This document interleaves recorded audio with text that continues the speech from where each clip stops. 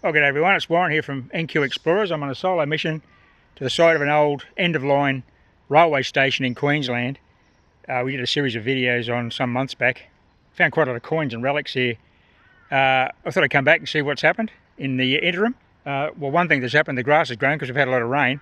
But this railway station was put in early 1900s, before 1905, and it was ripped up, like most of the branch lines went, early 60s. Beauty of that is all the any coins will be pre-decimals, because all pre-decimals up to 1966. So there's several sites here. There's a couple of houses, there's the main railway station, there's a goods shed, the remnants of a locomotive ash pit, and that's about it. Oh, and a turning triangle. So we'll investigate all that today and see what we can come up with. Thanks for watching.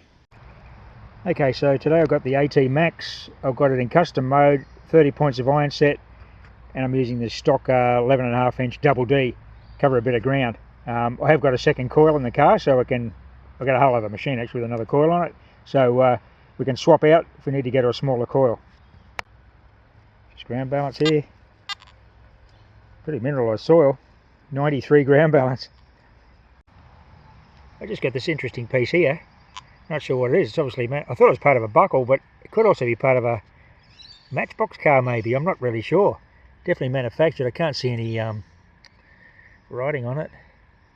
Looks like a little pistol, doesn't it? Oh, I don't know what that is, but anyway, put it in the pocket.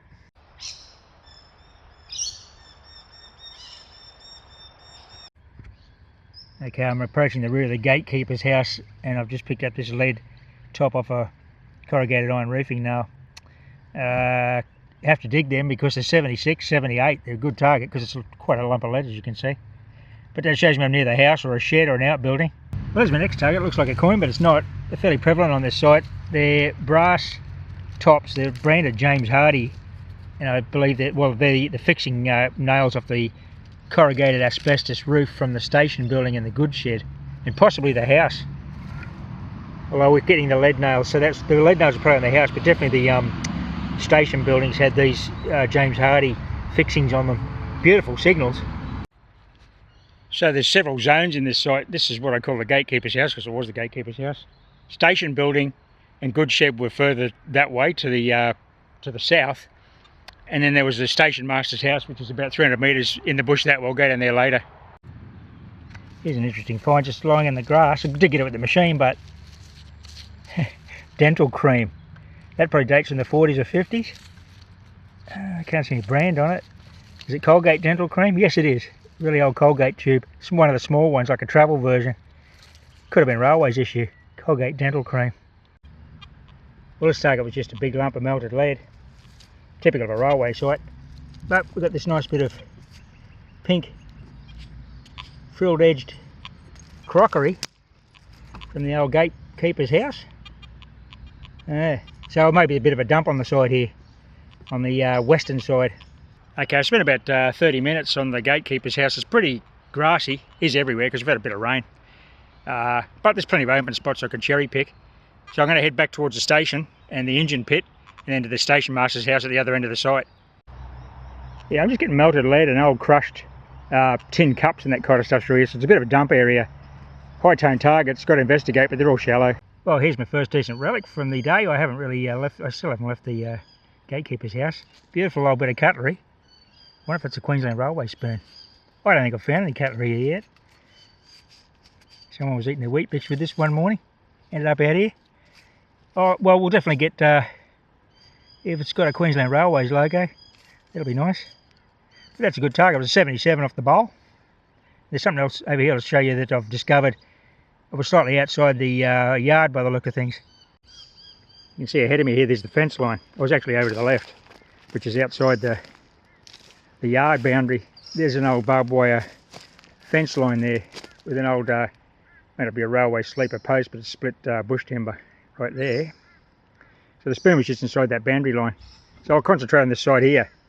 More likely to have relics in the backyard than outside in the bush. I was just checking that spoon recovery hole, and before I filled it in, I got this. I don't know what it is. I thought it was lipstick at first, but it seems to be sealed on both ends.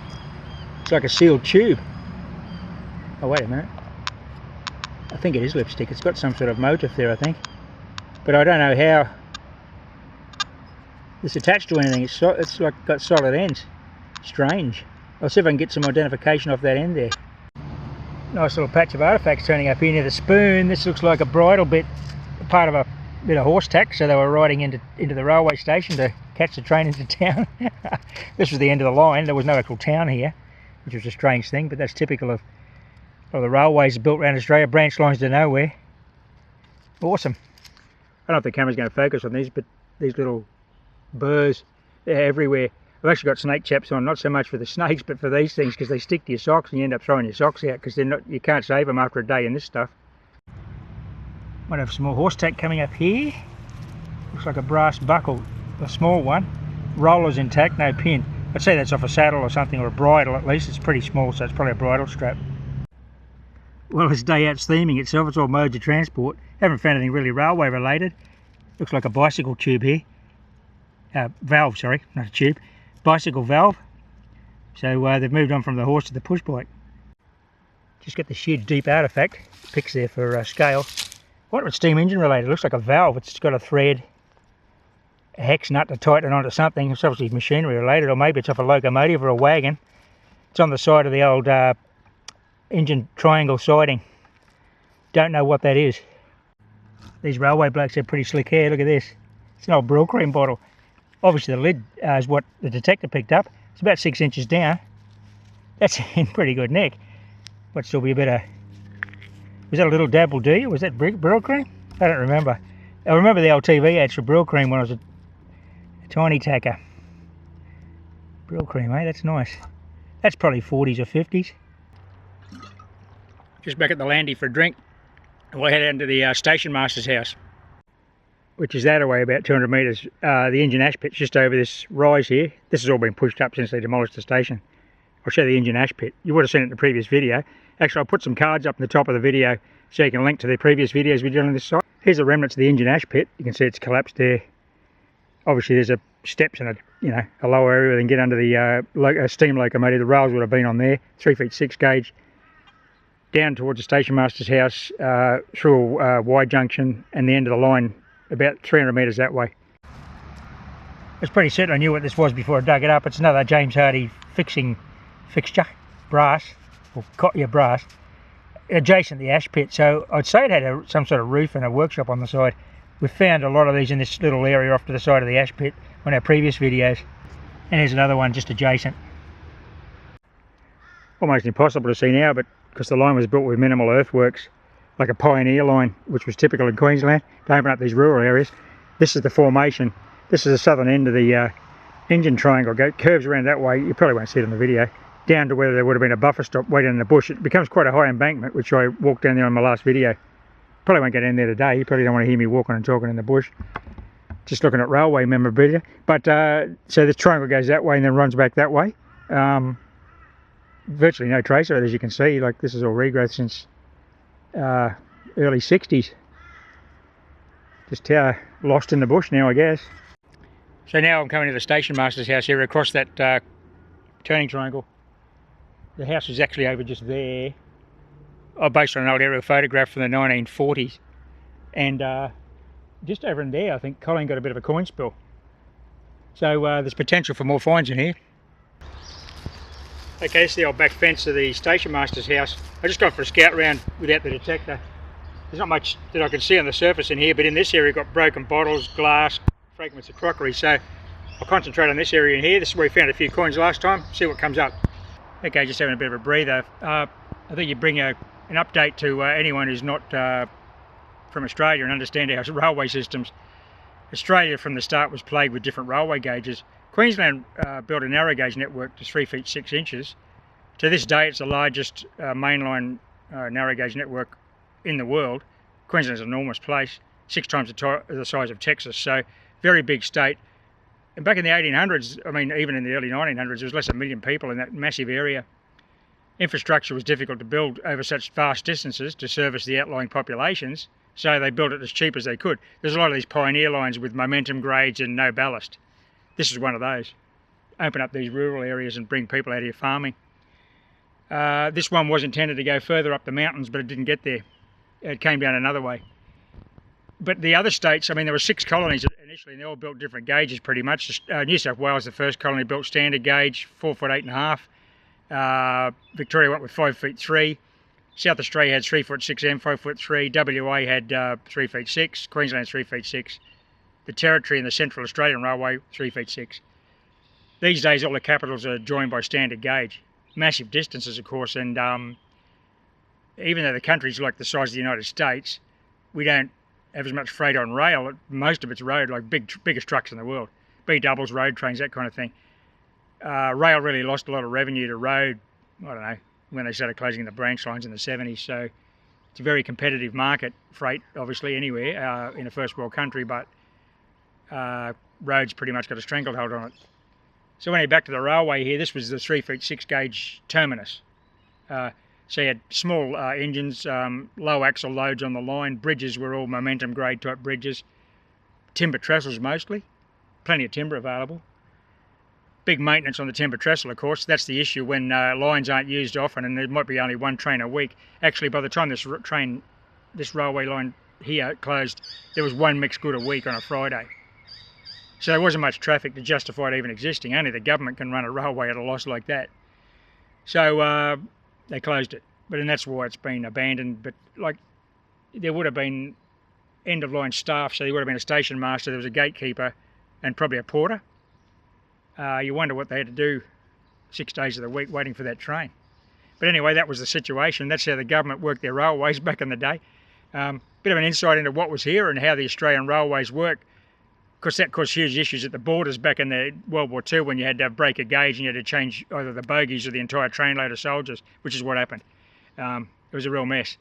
Anyway, they've pretty much sorted it out now. A lot of the lines are going to standard gauge. There's a big inland rail line coming up from Melbourne all the way to Brisbane inland. That's all standard gauge, double stack containers, so they're getting organised. Anyway, enough chatting, let's get back into it.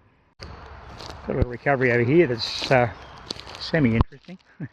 It's brass with a good signal. It's part of an old belt for a large, maybe a horse webbing or something. I'm not really sure, but it's definitely a slide off a bit of webbing, or it could have been a strap off a railway wagon, even some sort of railway. It's like it's a solid piece of brass. Another backyard find that's semi-buried. I'm pretty sure this is lipstick. I don't know, it's quite heavy actually. I'm not sure what that is. It's not lipstick. It's a heavy tube of some description. Don't know. Could be plumbing related. Okay, I just got the world's largest harmonica reed. Could be off a squeeze box. I don't know, full-size big Honer or something, I suppose. Usually these things have got writing. You rarely find them intact. Occasionally get 2 layers of reeds. But that's a big harmonica. Okay, I'm going to predict with a high degree of confidence I might have a coin here, I think. Shallow. Just come up on it there.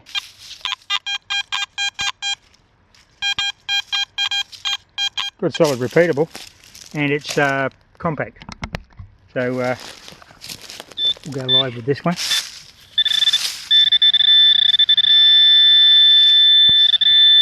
That's right there. Set you up with this tripod. Makes you up a bit high there, aren't you? Oh well, let's see what happens. Could be a big anticlimax. I'll just disturb this clay. I don't think it's going to be one of those roofing nails. It's a lot more repeatable. They tend to break up a little bit as signals. Oh no, wrong of course. It's a lead roofing nail. Very solid lump of lead, so that's why the 76 very consistent. I hope you enjoyed that little outing, everyone. Nothing spectacular. I think just the spoon. Actually, I haven't checked that hallmark. When I get back to the Land Rover, I'm deep in the bush now. I'll see if that's marked. And I hope that it's a Queensland Railway spoon. Maybe just a private spoon that the gatekeeper brought in with his cutlery stash. Who knows? Anyway, thanks for watching, everyone. Happy fossicking. Bye for now.